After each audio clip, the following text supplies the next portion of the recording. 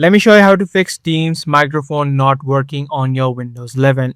So if you're having issues working your microphone inside of Microsoft Teams, the thing you need to make sure is that your microphone on your Windows 11 is actually working or not. So what you need to do is, first of all, head to the bottom of the page, click on the search menu, head over to settings.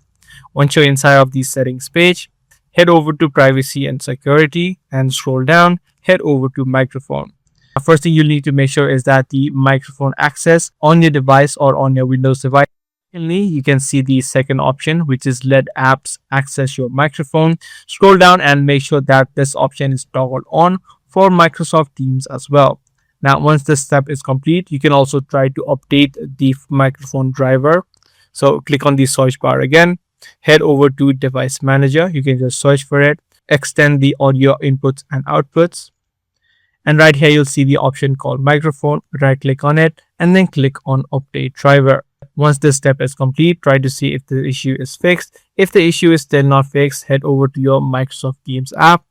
Head over to the settings by clicking on the three dotted line. Click on settings, head over to devices and make sure that the microphone is selected right here.